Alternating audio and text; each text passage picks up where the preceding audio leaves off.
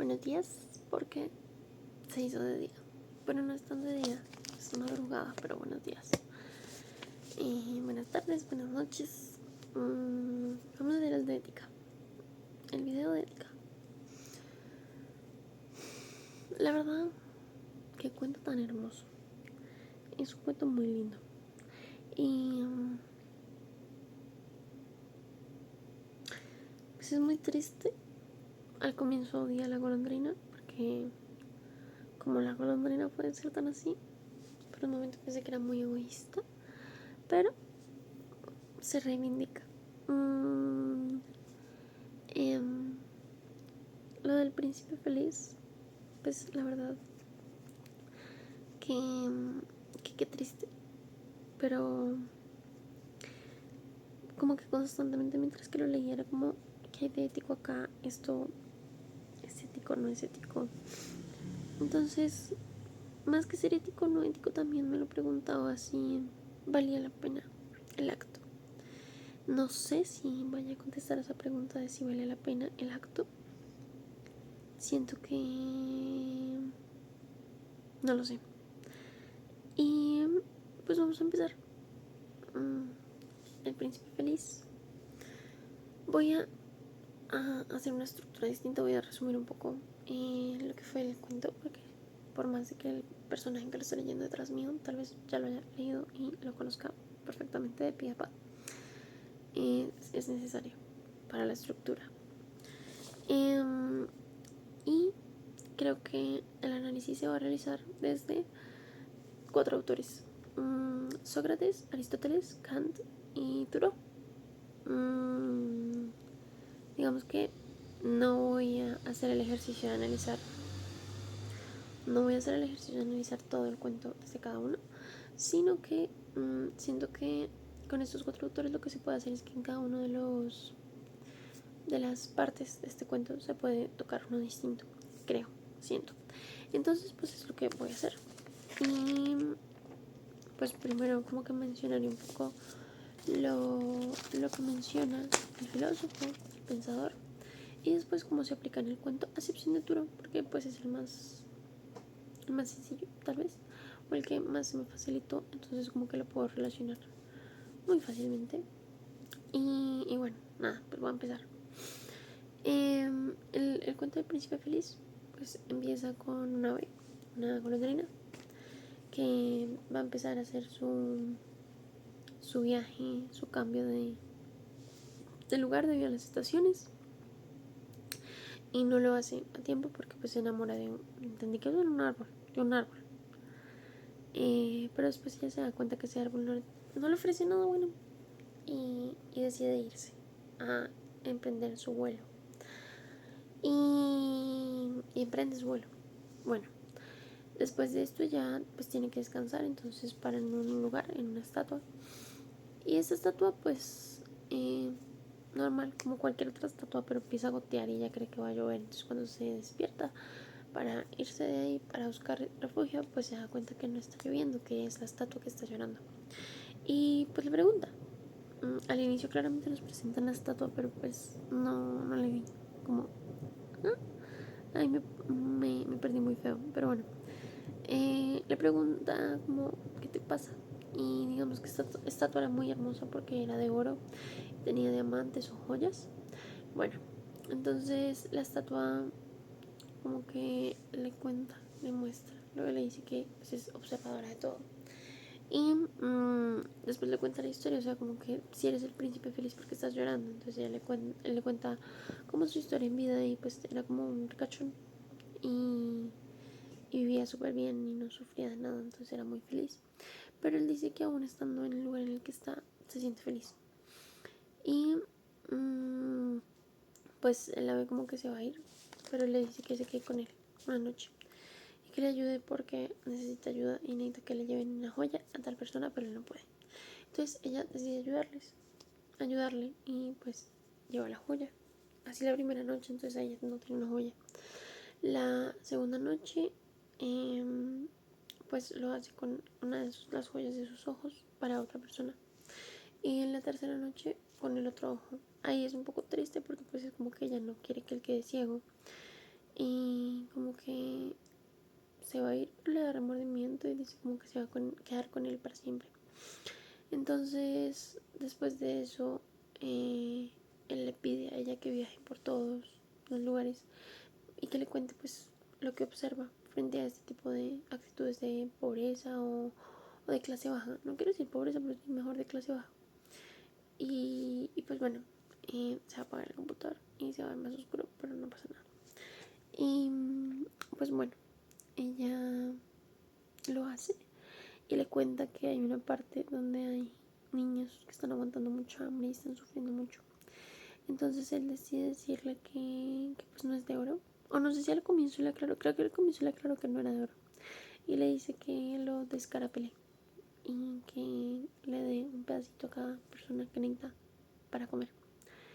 Y ella lo hace y llega muy cansada porque pues es una ave que debe migrar es la palabra, una ave que debe migrar y no lo hace porque pues quiere acompañarlo. Entonces le pega muy duro el invierno y ya está muy cansada y va a despedirse del príncipe. Se despide, él cree que ella se va a ir por fin a Egipto, pero ella le dice que no, que se va a ir al mundo de la muerte, a donde están los sueños. Y, y bueno, se muere y luego llega como el presidente, el alcalde creo que es, y le dice, pues, al, a sus compañías que qué feo esa estatua ahí toda abandonada, desvalijada. Bueno, no dice desvalijada, pero desvalijada. Que, que terrible. Y que la quiten. Entonces la quitan y después dicen como, bueno, ¿qué hacemos con ese plomo? Para que lo usamos. Y es como, no, cada uno que quiere su estatua, pero resulta que el plomo no se puede derretir para fundir nuevamente. Entonces los que funden eso deciden botar el plomo junto a la basura donde está la golondrina muerta. Y queda como una forma, no entendí, no sé si entendí, pero queda una forma de corazón. Y esa forma de corazón, pues, digamos que eh, cuando viene Dios y se acerca, bueno, cuando vienen los ángeles y se acercan, pues Diosito les dice que por haber orado como oraron, pues uno irá a un lado y el otro irá al otro, que no me acuerdo cuál era, pero allá. Y ya, ese es el cuento. Eh, Tiene mucho que sacarle, la verdad, y ya me gasté 100 minutos, pero bueno. Empezamos con Sócrates. Digamos que al inicio ninguno de los dos conoce esta, esta idea de la clase baja, del pobre, del que no tiene plata, del que está en malas condiciones, del que necesita ayuda. Entonces, por un lado el ave pues está en su momento de migración, está con su naturaleza y pues no le da tiempo de ver esto. Pero por el otro también está el niño, el príncipe. Y el príncipe cuando cuenta su historia pues nos muestra un adinerado que no tiene en cuenta como lo que pasa en el contexto. Y más que en el que está, que es uno muy favorecido, ¿no? Entonces ellos no tenían conocimiento. Y bueno, Sócrates, aquí empecé mal, pero bueno, está bien. Sócrates en la apología nos presenta un personaje muy imprudente, eso es cierto. Pero o su filosofía, o lo que él nos presenta, es alguien que pregunta constantemente, alguien que duda mucho de su contexto, de las cosas que pasan y que no le gusta ser ignorante y eso es, creo yo, algo ético, una decisión ética, el cuestionar las cosas y al cuestionarlas actuar al respecto.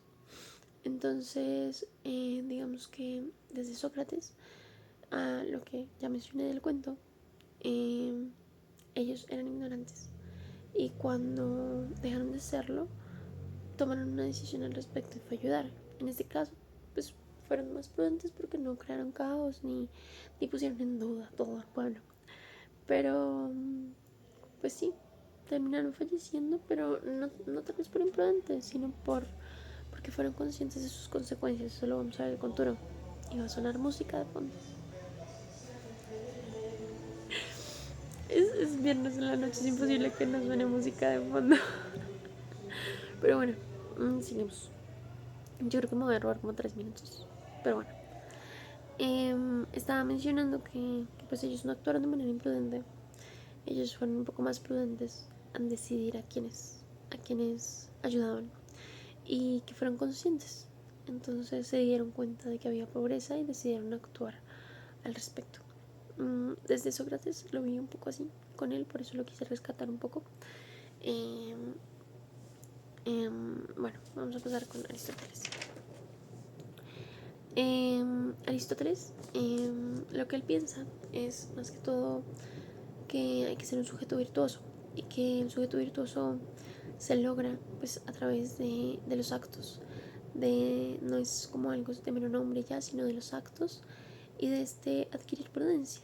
Y digamos que el actuar es lo que rige mucho a Aristóteles y la prudencia es lo que permite decidir qué es lo correcto. La manera para Aristóteles alcanzar la felicidad pues era más que todo en ese sentido, o sea, como que tú no era una felicidad de un bien propio, sino de un bien común, el poder ayudar a la polis. Hablando en términos pues de su época, de su pueblo. Ay, estoy diciendo mucho, lo siento, es que esta sí me da más duro, pero bueno. Bueno, ahora con el cuento, digamos que nos vamos a pasar a saltar a otra parte. Y es cuando comienzan a ayudar. Cuando comienzan a... Pues el ave decide quedarse. Eso es una decisión, literal, porque pudo irse. Pero su acto de quedarse fue un acto virtuoso. Su acto de ayudar a crear una amistad virtuosa. No hay un fin de placer o de sentimiento ni nada. Sí, tal vez se aman, pero se aman por lo que hacen, creo, no sé, está hablando la yo romántica, no la yo inteligente. En fin, eh, digamos que aquí, en esta parte, cuando ellos deciden ayudar, vemos como ellos están haciendo actos virtuosos, actos que son prudentes porque ellos eligen hacer lo correcto, tal vez, el ayudar a los que más lo necesitan y no a todos, sino a los que más lo necesitan. Puede ser un acto correcto y esto pues fomenta que sean personas virtuosas. En otros términos, pues estos serían seres que actúan de manera ética. Voy a leer un momento.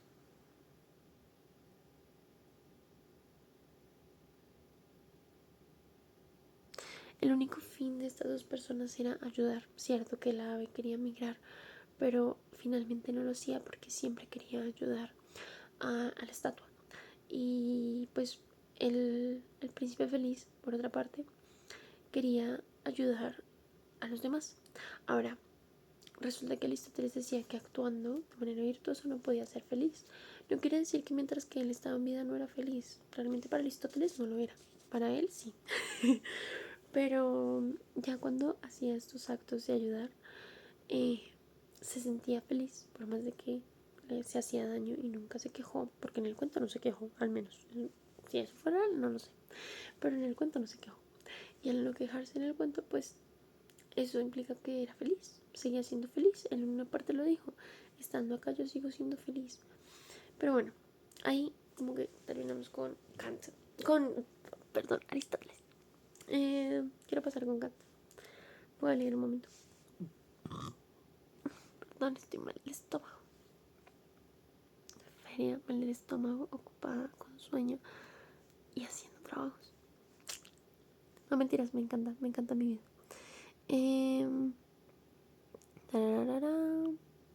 Bueno, yo quiero hablar aquí de la ética formal y voy a primero mencionar qué es la ética formal. Kant pasa esto de el fin, de la idea de Aristóteles de que sea una finalidad para ser feliz, como un principio, entonces como un deber. No, mentira, sí, como un deber, sin las comillas, como un deber. Esto pertenece a la ética formal, porque hay ética formal y ética material. Vamos a hablar de la ética formal. La ética formal solo se puede utilizar desde imperativos categóricos, o sea, no desde emociones o sentimientos, sino desde conceptos fundamentales. Bien, mal, justicia. Creo que en este sería el bien, tal vez. No sé si la justicia, porque no sé si lo que hicieron fue... Tal vez sí fue algo justo, pero no sé si justicia. no sé, ahí me meto en un lugar que no sé y no voy a hablar de eso. Entonces, pues digamos que la única intención de la ética formal es guiarse de una ley, la ley de hacer el bien, del bien en sí mismo como acto y como deber. Entonces, esto requiere de intenciones. Sigue manteniéndose en la línea de Aristóteles, pero no nos interesa la finalidad de esto. Ahora, en cuanto a, pues el cuento, digamos que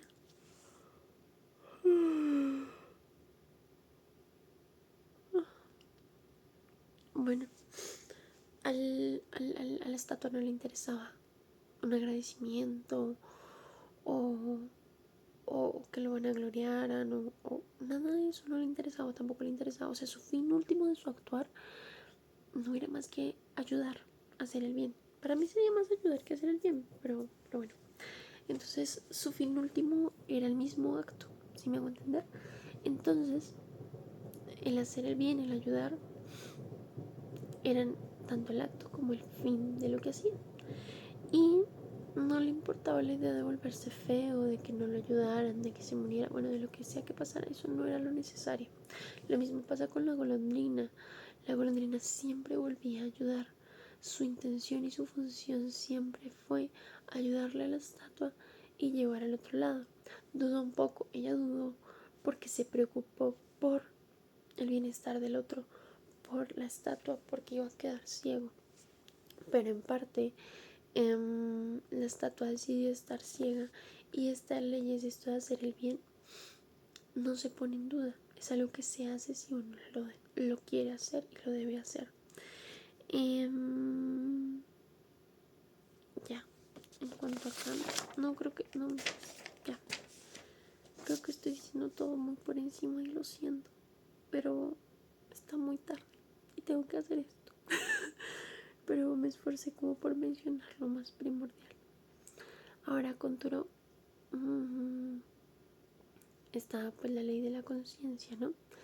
Y este hecho de que impera más la ley propia, lo que uno considera está bien hacer, que la ley pues del Estado. Entonces, digamos que en este caso la ley del Estado sería que es una ave que debe migrar y debe irse para poder sobrevivir por el bien de ella y porque es su naturaleza, pero no lo hace. Dejémoslo ahí. Ahora, por el lado del príncipe, el príncipe, ya se me olvidó el nombre, por el lado de la estatua. Por el lado de la estatua, digamos que la estatua tenía la simple función de verse linda y conmemorar algo.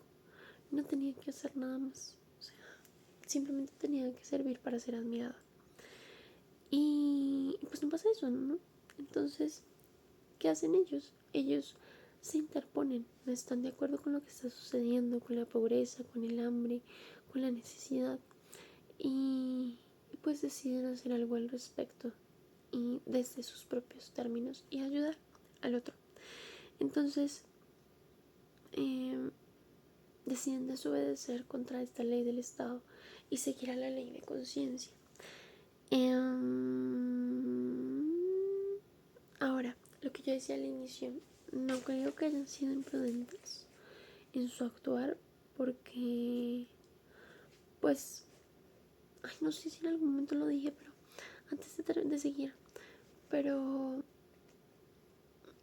el fin en sí mismo no era su placer o lo que recibieran a cambio. Y, y el hecho de que no recibieran ningún beneficio a cambio es lo que hace que sea la ética formal de Kant, lo que hace que pues sea un acto ético. El hecho de que no iban a recibir nada a cambio más que la idea de haber colaborado, de ayudar, eso lo hace como un acto ético. En el momento en el que tú haces algo esperando algo a cambio, pues ahí ya no es ético, no es ética formal al menos. Es que sentí que me faltó decir eso. Ya, retomando contra, pues bueno, lo de la ley de la conciencia no impera contra la ley, es primero antes que la ley del Estado. Y esto implica consecuencias. Ahí es cuando yo digo que ellos no actuaron de manera imprudente, sino que actuaron desde donde podían ayudar y la manera en que podían ayudar.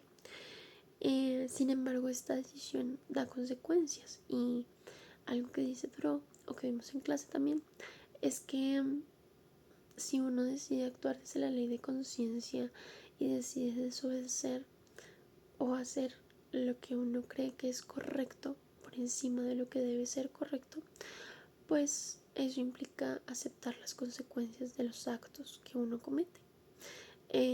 Por una parte, la golondrina decidió no migrar, y eso a su naturaleza le iba a afectar constantemente, así que ayudar le dio como consecuencia morir. Y por otra parte, la de la estatua, ya se me está olvidando esta estatua, pero la de la estatua fue simplemente dar todo lo que tenía de valor, y eso implicó perder ese valor. Y vemos por otra parte un estado que no le interesa el valor, o sea, el valor del acto, sino que simplemente interesa el valor estético. Entonces no nos importó que fuera una estatua ya sin nada y la destrozaron.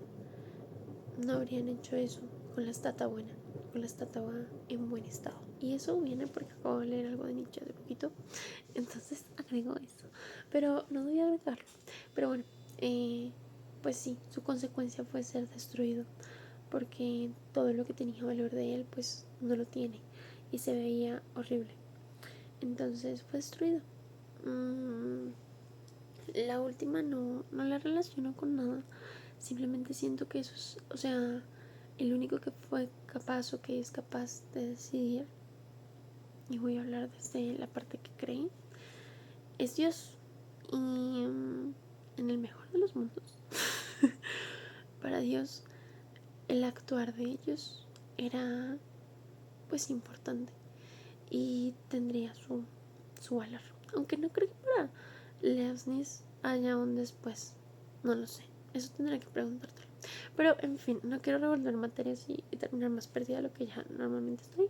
Pero sí, al menos para este Dios, para el Dios pues, de Edgar Allan Poe, con miedo a equivocarme, porque confundo Edgar Allan Poe con otro que no me acuerdo en este momento quién es. Pues digamos que el único que vio el acto ético, que vio que estos seres fueron buenos, estos organismos fueron buenos, pues fue él. Y al darse cuenta que fueron éticos, pues los premió. Entonces, pues nada, profe.